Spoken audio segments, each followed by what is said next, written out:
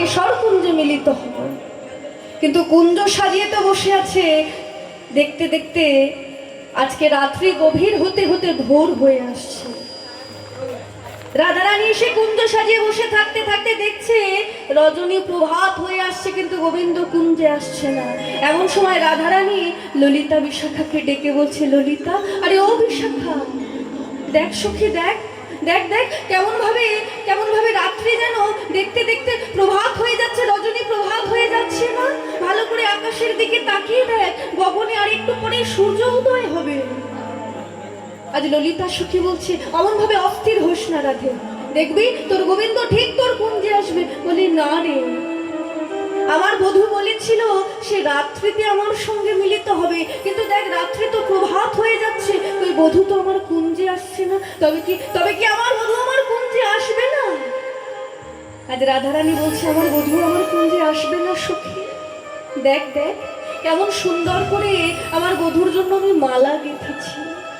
কেন জানিস? কারণ আমি আমার বধূর গলায় সেই মালাটা একবার পরাবো বলে, আমার বধূর গলায় মালা পরাবো বলে আমি বিনি সুতোর মালা গেঁথেছি। মাগো, এই যে মালাটা দেখছেন এটা তো সুতো দিয়ে গাঁথা, কিন্তু রাধারানী গোবিন্দের জন্য যে মালাটা গাঁথতেন মাগো, সেটা কোনো সুতো দিয়ে গাঁথা মালা নয়। একটা করে একটা ফুল দিয়ে, এক ফোঁটা নয়ন জল দিয়ে হা কৃষ্ণ বলে রাধারানী আমার মালা গাঁথতেন। কতটা অনুরাগ থাকলে সেটা সম্ভব। বলছে, এত অনুরাগ দিয়ে এত যত্ন করে আমি বধূর জন্য কুঞ্জ সাজালাম, তবে বধূ কি আমার কুঞ্জে আসবে না সখী? রাধারানী আমার সাজিয়ে রাখা কর্পূর মিশ্রিত তাম্বুল, আজ গোবিন্দকে সেবা দেবে বলে তাম্বুল মাগো পান সেজে রেখেছি গোবিন্দের জন্য, গোবিন্দের বদনে তুলে দেবে বলে। আজ সকল কিছু আজ গোবিন্দ বিনা অযতনে পড়ে রয়েছে, গোবিন্দ রাধারানীর কুঞ্জে আসছে না। তাই রাধারানী আমার আজকে হাবধু হাবধু বলে কাঁদছে। আজ ললিতাকে ডেকে বলছে, ও ললিতা, দেখ সই দেখ, তবে কি আমার বধূ আমার গোবিন্দ আমার কুঞ্জে আসবে না সখী? আজ নয়ন জলে বদন ভাসিয়ে বলছে, আমি বধূর লাগিয়া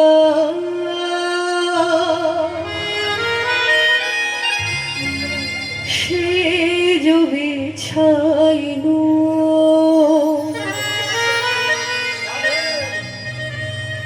সখী গাথিনু ফুলের মালা, আমি তাম্বুল সাজিনু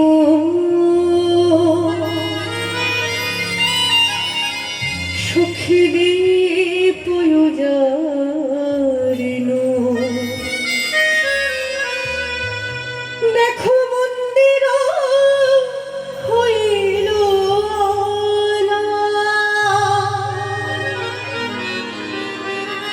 তবে সব হইবে সব হইবে, সব হইল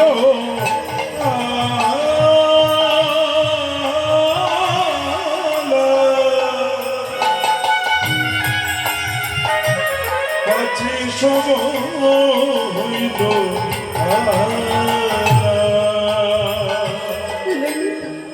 দেখ দেখ সই, আমি পথপানে কেমন করে তাকিয়ে আছি, তুই আমার বধূ তো এলো না।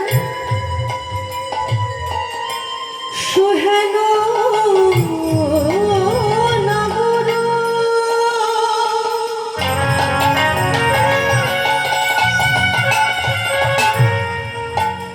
সখী গুণের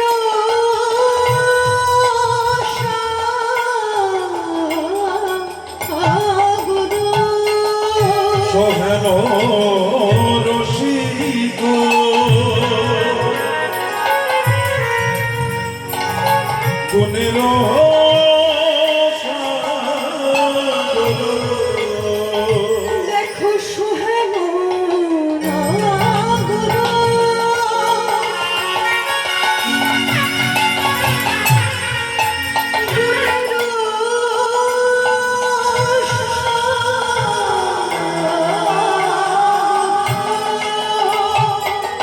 সহেন রসিক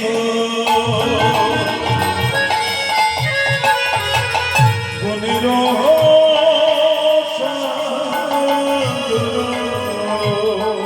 कहे न मिलो कहे न मिलो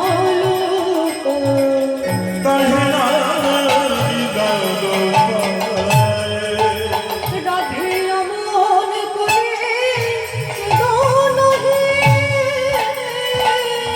রাধে গো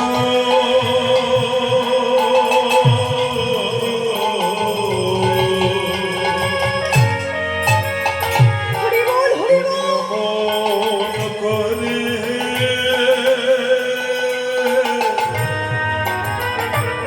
কেদো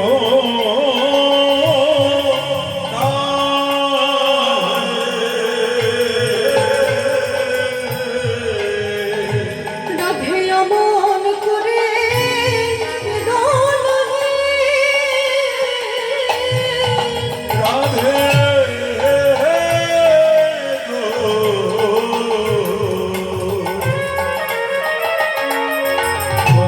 মন করে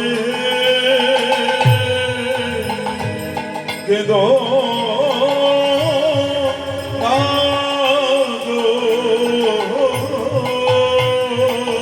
মধুই এখনি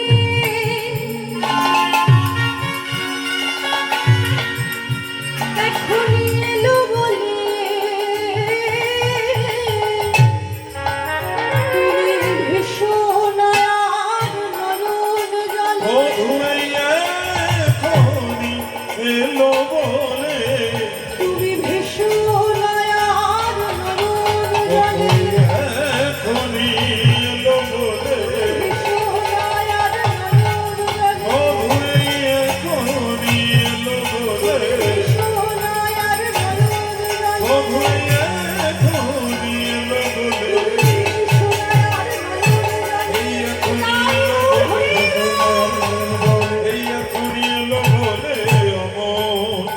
জলে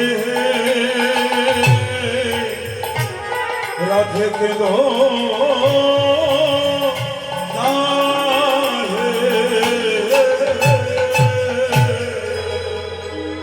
রাধারানী আবার গোবিন্দের জন্য বসে বসে কাঁদছে, কিন্তু গোবিন্দ আমার কেন রাধারানীর কুঞ্জে আসছে না মাগো? তিনি তো কথা দিয়েছিল, ও হে রাধে তুমি আমার জন্য কিশোর কুঞ্জটা সাজিয়ে রেখো, আমি আজ রাত্রিতে তোমার সঙ্গে গিয়ে মিলিত হব। তিনি কথা দিয়ে কেন কথা রাখলেন না রাধারানীকে? কারণটা কি? কারণ তো কিছু একটা আছে। বলছে গোবিন্দ আমার ওই যে গোষ্ঠ গোচারণে গিয়েছিলেন সখাগণকে সঙ্গে নিয়ে, গরু বাছুর সঙ্গে নিয়ে, তাই আজ সকলকে নিয়ে তিনি যখন ঘরে ফিরেছে প্রত্যেকদিন সন্ধ্যায় ফিরে আসে, কিন্তু আজকে সন্ধ্যা হওয়ার অনেক পরে তিনি সকলকে নিয়ে ঘরে ফিরেছে। একটু ফিরতে দেরি হয়ে গেছে গোবিন্দের। তাই কি হয়েছে বাবা, আজ ফিরতে দেরি হয়েছে বলে গোবিন্দের আমার সেবা করতে দেরি হয়েছে। আর মা যশোদা আমার তার গোপালকে সেবা দিয়ে ঘুম পাড়াবে, তবে না মা যশোদা নিজে সেবা করবে গো। তাই গোপালকে মা যশোদা আমার ঘুম পাড়াবে বলে গোপালের পাশটিতে গিয়ে বসেছে।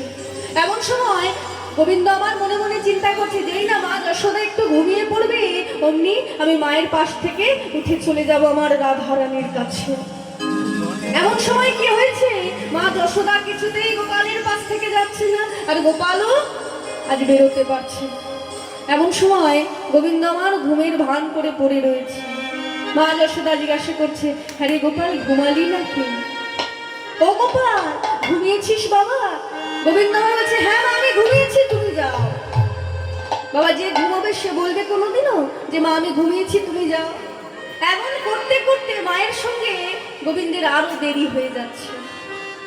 গোবিন্দ চিন্তা করছে, রাধারানীকে আমি কথা দিয়েছি কিন্তু মা তো পাশ থেকে যাচ্ছে না, তাই আমি বেরোতে পারছি না, তাই ঘুমের ভান করে পড়ে আছে। মা যশোদা দেখছে যে তার গোপাল ঘুমিয়েছে, তাই গোপাল কি করেছে, নিজের পায়ের নুপুরগুলোকে চেপে চেপে, যাতে মা শব্দ না শুনতে পায়, আজ নুপুরগুলোকে চেপে চেপে ধরে আজ পথমাঝে এসে দাঁড়িয়েছে। আর পথমাঝে যেই না এসে দাঁড়িয়েছে বাবা, অমনি চিন্তা করছে এই বড় পথ ধরে গেলে তো দেরি হবে, আমি এক কাজ করি এই বাগানের পথ ধরে আজ আমার রাধারানীর কাছে যাব।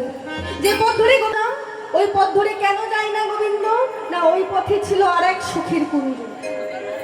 এসে যার নাম হলো তার চন্দ্রাবলী।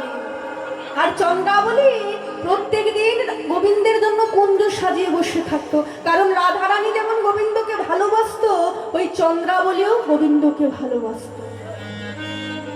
আজ গোবিন্দকে ভালোবাসে কথা গোবিন্দ তো আমার জানে, সে জানবে না? সে সকল মানুষের হৃদয়ের কথা জানে। আর বৃন্দাবনে তাকে যে আর এক সখী ভালোবাসে সে কথা সে জানবে না। কিন্তু বৃন্দাবনে চন্দ্রাবলী ছাড়া আরো তো সবাই গোবিন্দকে ভালোবাসতো। গোবিন্দ কাউকে এড়িয়ে চলতো না, কেবল চন্দ্রাবলীকে কেন এড়িয়ে চলতো গো জানেন? কারণ চন্দ্রাবলী ভালোবাসতো রাধারানীর উপরে হিংসে করে। কেন?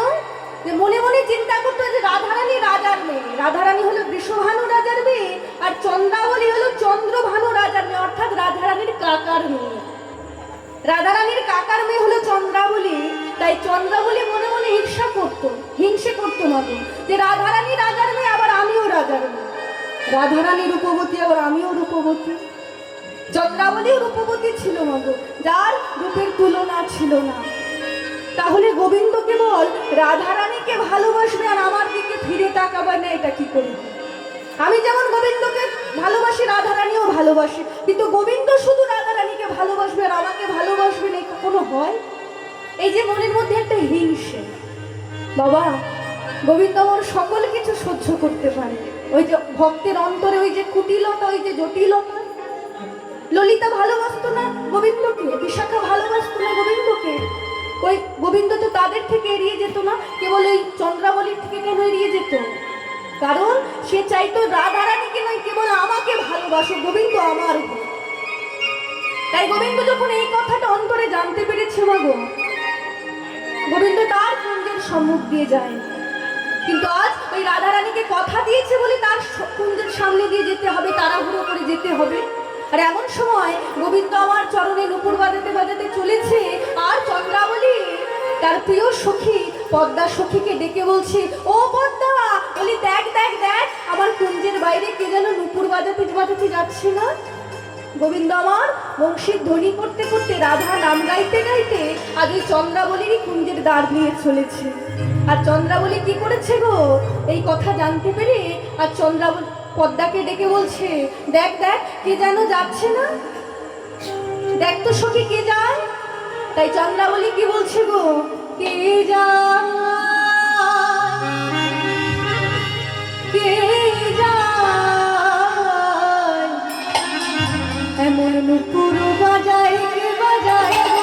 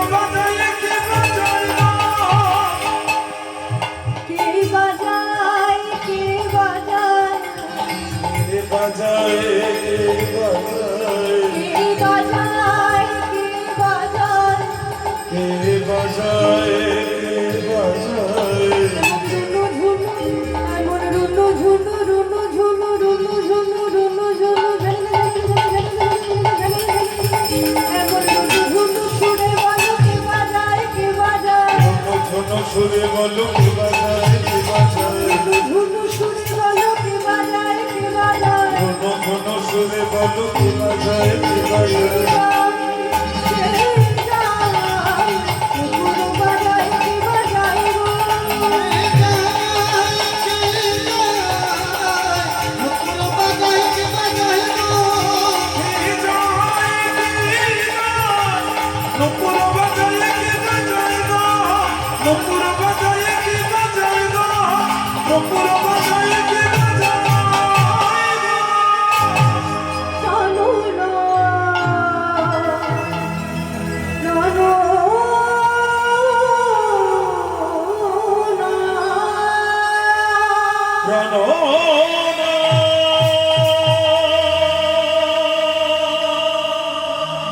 আচ্ছা জননা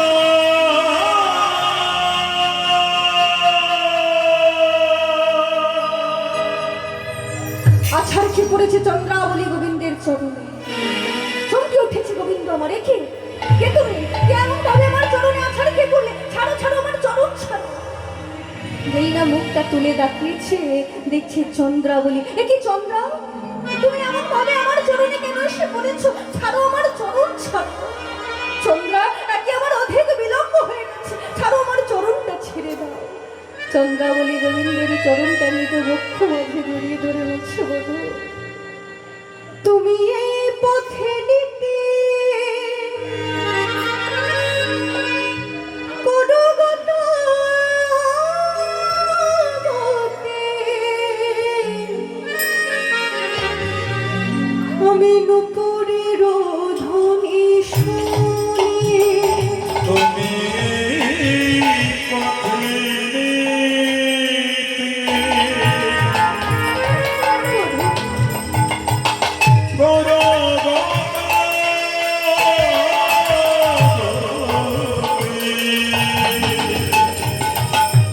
আমি নকুলের ধ্বনি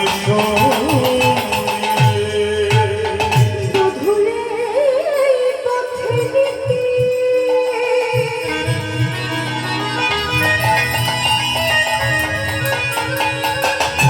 তুমি করো গতি।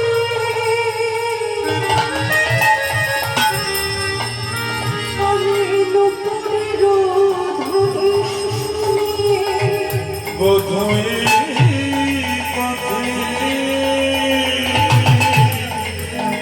তুমি করো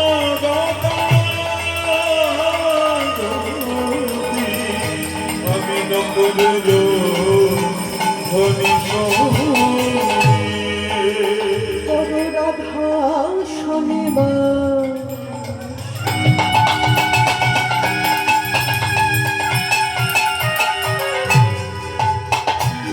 আমারে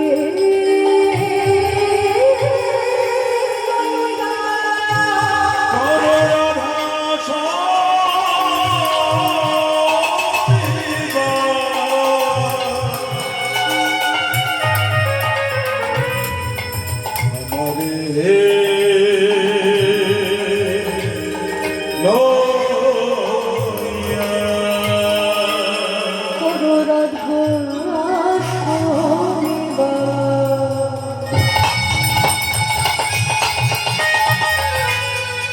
বধূ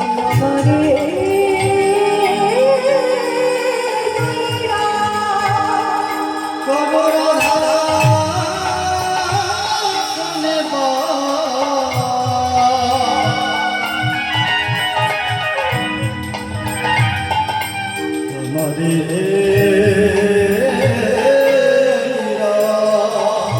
আমি যে বঞ্চিত একাকী,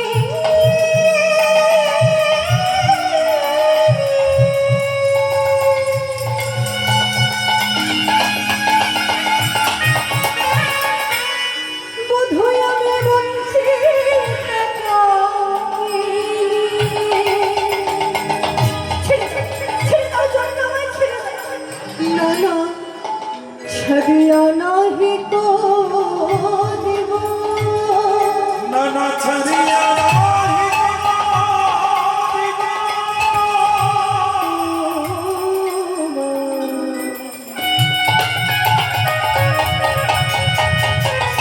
বধূ ছাড়িয়া নাহি কো দেব। নানা ছাড়িয়া কি করবে আমাকে? কি করবো জানো? আমার হৃদয় মাঝারে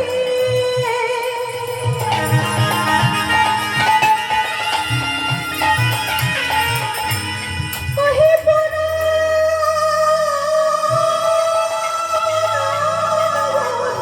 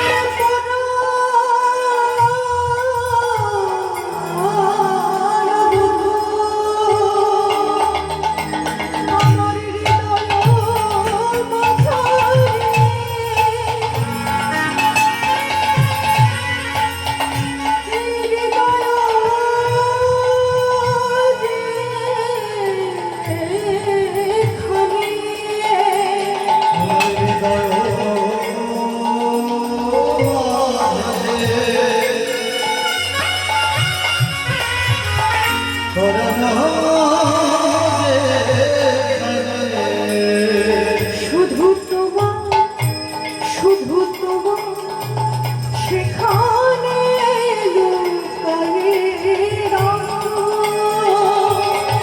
নয়ন ছাড়িয়া নাহি কো ছাড়িয়া নাহি কো দিব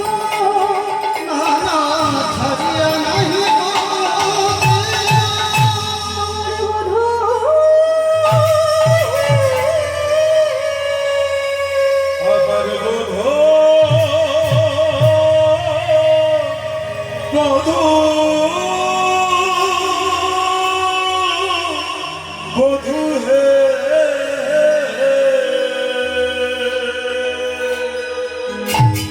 চরণ দুটো জড়িয়ে ধরে বলছে গোবিন্দ, ও গোবিন্দ, বলতে পারো এই বৃন্দাবন মাঝে কেনা তোমায় ভালোবাসে?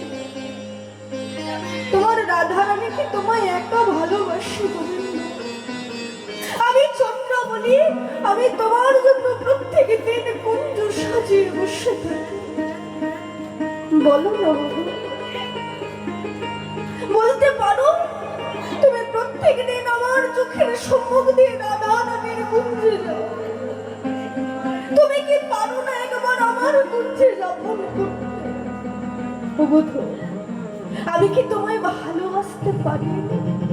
আমি চন্দ্রাবলী, আমি আমার সর্বস্ব দিয়ে তোমায় ভালোবেসেছি। বলো না গোবিন্দ, তুমি কি আমার মনের বাসনা পূর্ণ করে দিলে? বাবা, এই চন্দ্রাবলী গোবিন্দের জন্য অপেক্ষা তো শুধু এই দাপর যুগে নয়, সেই ত্রেতা যুগ থেকে রামচন্দ্রের জন্য কুঞ্জ সাজিয়ে বসেছিল। ত্রেতা যুগে এই চন্দ্রাবলীর নাম ছিল যার শবরী। শবরী প্রত্যেক দিন রামচন্দ্রের জন্য কুঞ্জ সাজিয়ে বসে থাকতো, কবে রামচন্দ্র তার কুঞ্জে আসবে।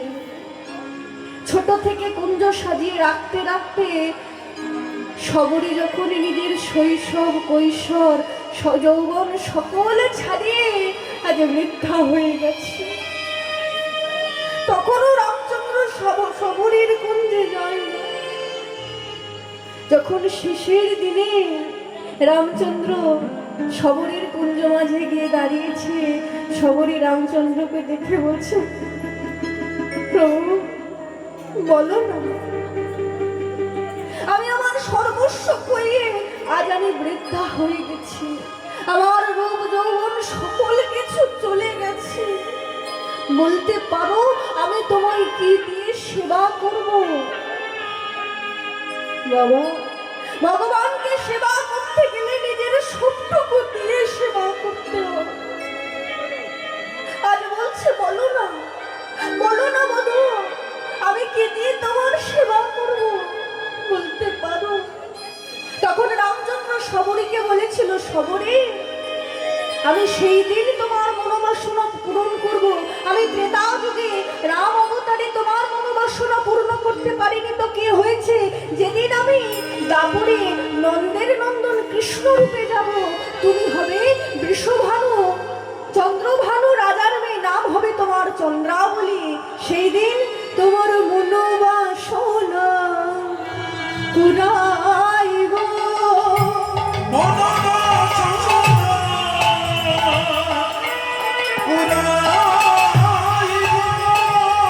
তোমার মনোবাসনা আমি পুরাইব।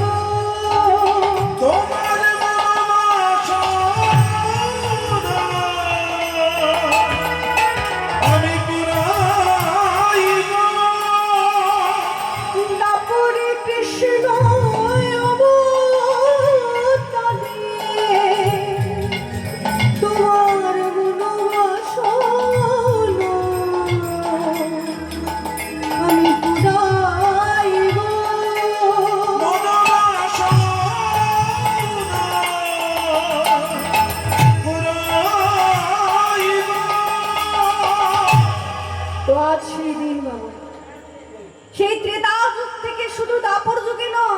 এক যুগ অপেক্ষা করে বসে আছে শুধুমাত্র তার প্রাণবধূকে সেবা করবে বলে।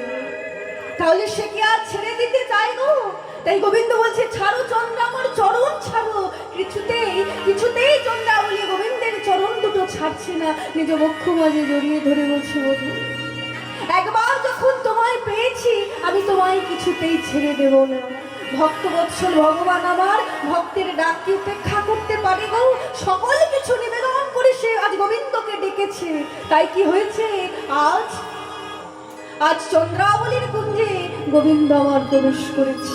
এই যে চন্দ্রাবলীর কুঞ্জে প্রবেশ করেছে বাবা, চন্দ্রাবলী বলছে, আজ এতদিন পরে তোমায় কাছে পেয়েছি, তোমায় কি আমি ছেড়ে দেবো গো?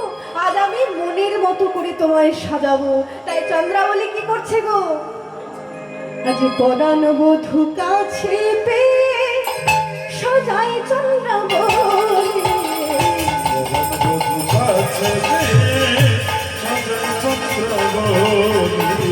পরাণ বধূ কাছে পেয়ে সাজাই চন্দ্রাবলী, পরাণ বধূ কাছে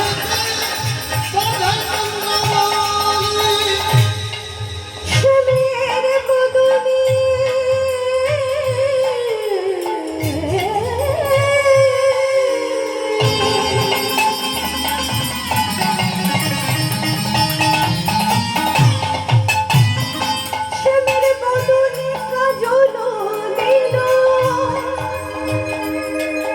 দেখো ললাটে সুন্দর, ললাটে সুন্দর। শ্যামের বদনে কাজল দিল, ললাটে সিন্দুর, ললাটে সিন্দুর। বদনে কাজল দিল, ললাটে সুন্দর, ললাটে সুন্দর। বদনে কাজল দিল, ললাটে সিন্দুর, ললাটে সিন্দুর।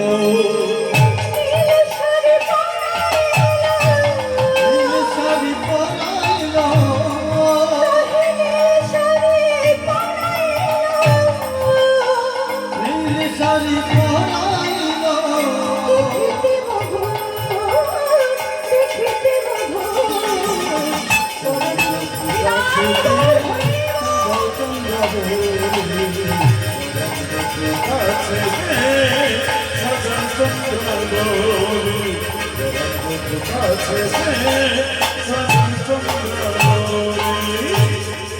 আজ অতি সুন্দর করে সাজিয়েছে, কেমন ধরে গো?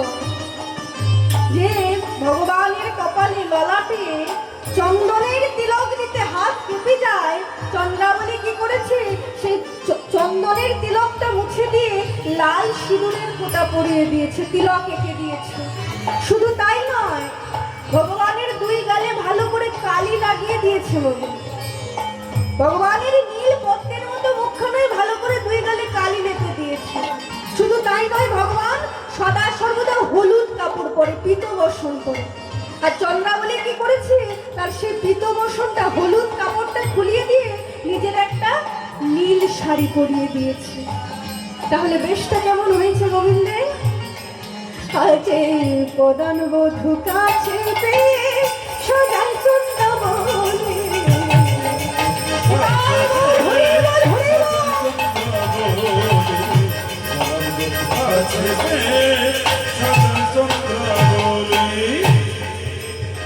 আজ সুন্দর করে সাজিয়েছেন, এত সুন্দর বেশ হয়েছে গোবিন্দের। বলছে, ও বধূ, তোমার মুখের দিকে তাকিয়ে আমি নয়ন ফেরাতে পারছি না, কারণ গোবিন্দের সকল বেশটাই তো চন্দ্রাবলী পাল্টে দিয়েছে। তার তিলক মুছে দিয়েছে কপালে, নিজের নীল হলুদ কাপড়টা খুলে নিয়ে নীল শাড়ি পরিয়ে দিয়েছে। তাহলে বেশটা কেমন হয়েছে? যে রাধারানী তোমাকে দেখলে আর চিনতেই পারবে না, এরম একটা বেশ দিয়েছে। আজ সারা নিশি ওই চন্দ্রাবলীর কুঞ্জে যাপন করে, আর চন্দ্রাবলীর কুঞ্জেই ভগবান আমার শয়ন করেছে। বাবা, রাধারানীকে কথা দেওয়া কথা ভুলে গেছে, আজ ভক্তের কাছে সেবা নিয়ে। আর ওদিকে রাধারানী পথ চেয়ে বসে আছে। দেখতে দেখতে প্রভাত ঘনিয়ে আসছে, আজ রজনী প্রভাত হচ্ছে। আজ কুঞ্জের বাইরে কোকিলা ডেকে উঠেছে। এমন সময় যেই না কোকিলের কুলতান গোবিন্দের কর্ণে পৌঁছেছে, আজ নিদ্রা ভঙ্গ হয়ে গেছে। একে এ আমি কোথায় আছি দেখছিস ওই চন্দ্রাবলী গোবিন্দের চরণ পাশে শুয়ে ঘুমিয়ে পড়েছে আর চরণের ধারে শুয়ে চন্দ্রাবলী ঘুমাচ্ছে চমকে উঠেছে দেখি সারা রাত্রি আমি চন্দ্রাবলী